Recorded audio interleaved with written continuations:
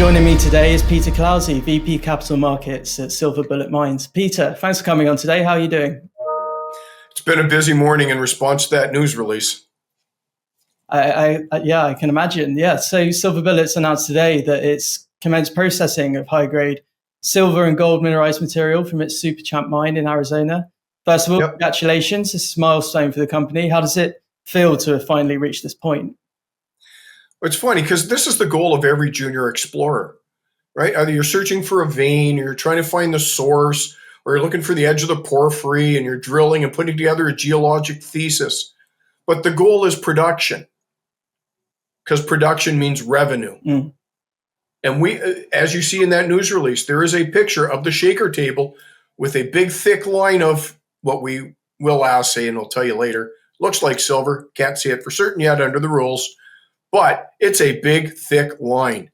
And that's the goal of every explorer, is to get to where we are today. Definitely. It's been a long time coming, hasn't it? Well, our investment thesis started with the Murphy family in the 1980s. I got involved in April of 2020. And the investment thesis is still the same. Build a mill, and you will find material to process through it. So we're not so much a mining story as we are a production processing story. And our CEO, John Carter, is perfect for that. I've known John. John and I have known each other so long, we can't remember where we met. But he is a process guy. If this was an exploration story, we'd have a geologist as CEO. But this is a process story. We built a mill, and then we found things to process through the mill. And given John's experience in processing, he's the perfect guy for this. Sure, yeah.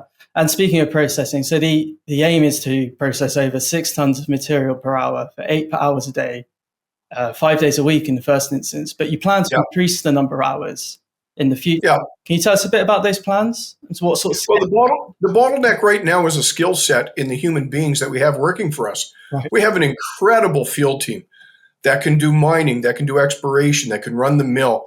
They've lived in this town most of their lives. They know everybody. They know how to do everything. But the bottleneck is finding more people like them. So we could run the mill. Well, it's plated for 125 tons, which people tell me means we could run 150 tons a day. Okay. I don't know because I haven't done that. But our bottleneck is people. We need to find and train more people to work at the mill. That's our only bottleneck right now. Okay, so is the search on then for additional staff? Yep, I was on site in January, and I talked about it with our VP mining, and the search was on to find skilled people who could be trained how to operate the mill. Great. So it's just once you got them in place, you can keep adding that capacity then. Right. And when we designed the mill, and when I say we, I mean John. When John designed the mill, he made it modular, sort of like Lego. Right. So that we can bolt on other pieces to increase capacity up to around 350 tons without too much difficulty. We had it priced out a couple of years ago. I'm not sure what the tariff situation will impact the pricing if we wanted to do it now. But we can build that mill up to around 350 tons a day to accommodate further input. Okay, and is 350 the ceiling, or is the ceiling just the amount of manpower you've got on the ground? Good question. I don't know the answer to that. Right. Cool. Well, maybe that's one for the future. So I can look into it and I'll get back to you. Great. Yeah. So you've previously reported the head grade of the mineralized material coming from Super Champs being over 28 ounces per ton silver. I just wanted to ask, do you expect to sustain that grade consistently as the operations continue? I do. First, I'd like to point out that Bonanza silver, is generally considered to be 30 ounces a ton. Okay. Right? There are mines in the world operating at 8 and 9 and 10 ounces of silver per ton. And our head grade's 28, which is knocking on Bonanza's door. We expect to carry that head grade, and given the theory of secondary, I forgot the word. We had it in one of our earlier news releases. There's a scientific thesis that supports the cause for the richness of the silver to increase as we go deeper into the side of the mountain. Okay. And so, yes, we do expect secondary enrichment Thank you, Brain. We do expect to carry that head grade, and we have reasonable support for expecting it to increase.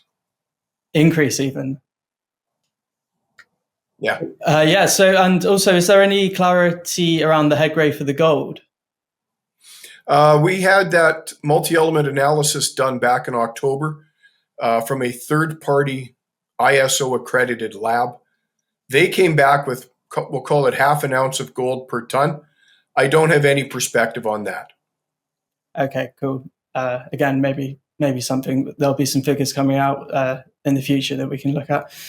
Well, I know that they're assaying all that material on the table now, Yeah. right? As a responsible producer, you assay at the mine site, you assay on the truck, you assay on the conveyor belt, you assay on the other conveyor belt, you assay coming out of the ball mill, you assay on the shaker table, so that you know what you have. So, and of course, as a company, you don't publish every one of those. Most of those are for internal consumption only, but we will have that information.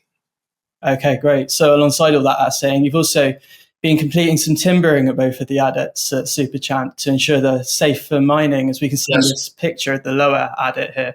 Can you tell us a little bit more about this work? Sure.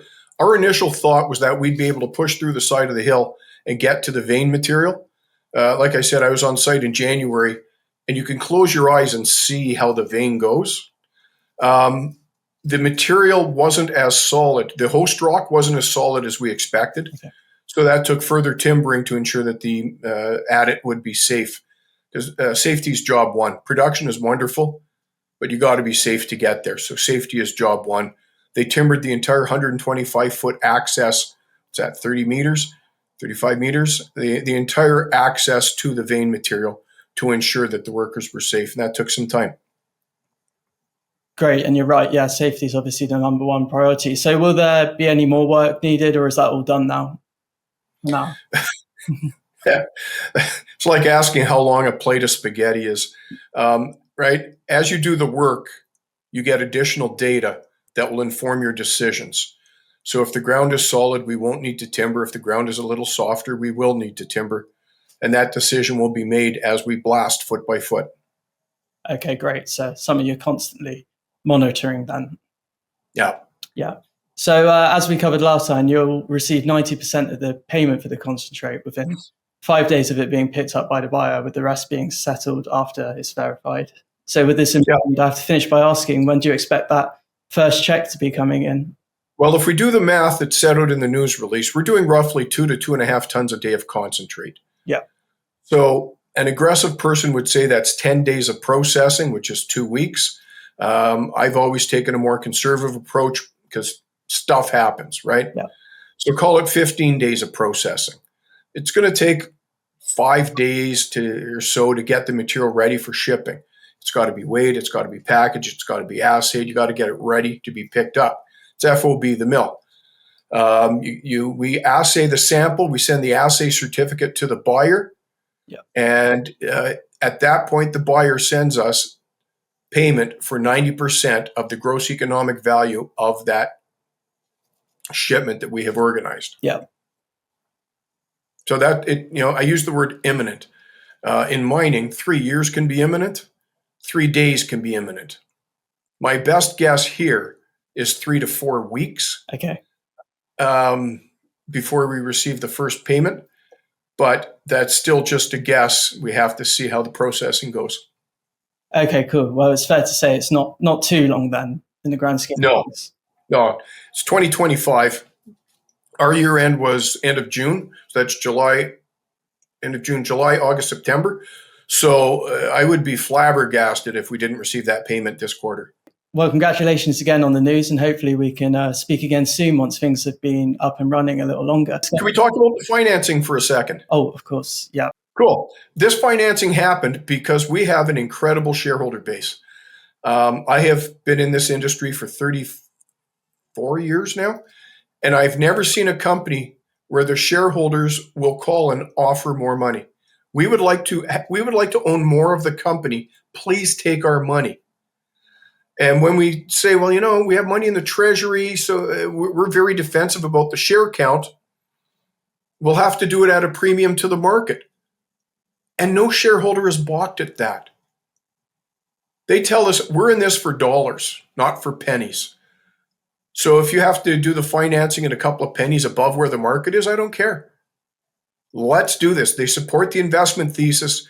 They've seen the same pictures that you've seen, Dan. They've seen the shaker table. They've seen the assay results. A couple of the shareholders have actually visited on site and have been some of our greatest champions. So we did the first tranche of the financing for $1.1 million. We've had people today call us up and offer us further investment capital. We're having a management meeting later today to discuss what we're going to do about that. But we are blessed to have a shareholder base that we have, and I appreciate every single one of them. Brilliant. Well, they've clearly got a lot of belief in what you're doing. So, congratulations again on the news, and hopefully we can speak again soon once things... Oh, we'll have a lot of news coming out, given the Super Champ, the King Tut mine, what's going on up in Idaho. We have a lot going on. Hey, one final thing, too. Thank you to the Canadian Securities Exchange. They hosted a wonderful golf tournament a couple of weeks ago. We had a wonderful time. Food was good. Golf with some wonderful people. And so thank you, CSE, for putting that together. I think it sounds very good. Peter, thanks again for your time today. Thank you, Dan. Have a good day. Cheers.